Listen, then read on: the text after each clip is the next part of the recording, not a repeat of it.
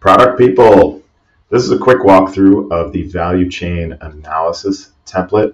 You would use this template in this session if you were trying to take a look very broadly at your business activities to understand what activities and entities within your business are adding value to the customer and which ones are adding cost, so that you can make some decisions about how to optimize your business as best you can.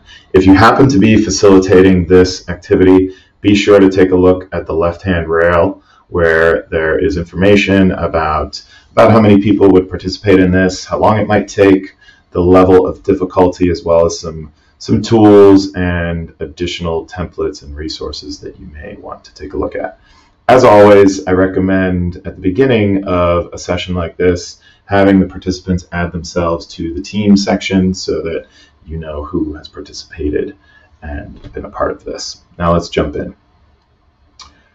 So you're going to step through a number of different lenses. You'll start by thinking about some of the primary activities, and typically primary activities will be things that a customer experiences or sees. Those would be things like inbound logistics. How do things get to you as a company? And that will vary based on your business.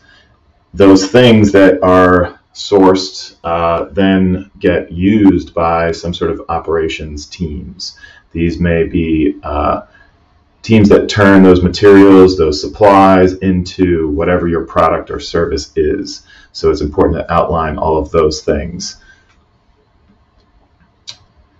Then you will think about outbound. So how do you get your product from yourselves to your customers? Move on to marketing and sales. How do you let your customers know that the product is there? How do you generate demand? How do you size the market? How do you figure out pricing?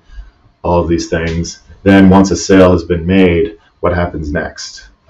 After sales, onboarding, maintenance, customer support, and repairs.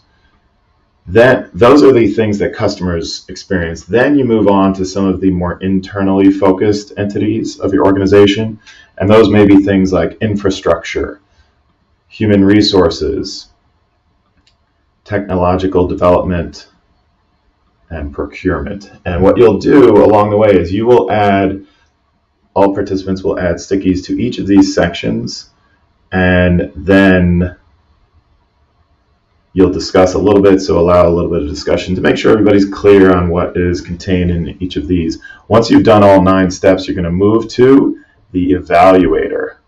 One by one, you're going to copy and paste all stickies from that step. So if you start with step 1, you copy everything from step 1 into the evaluator, and then have participants drag the stickies up, down, left, right, based on value to the customer and level of investment to see where they land. You'll do this for each one, and then you will identify areas of opportunity. Typically, those areas of opportunity will probably be things where there's maybe low investment currently, but high customer value, or an area of opportunity in terms of cost savings where there might be high investment, but very low customer value. So keep an eye out for those outliers.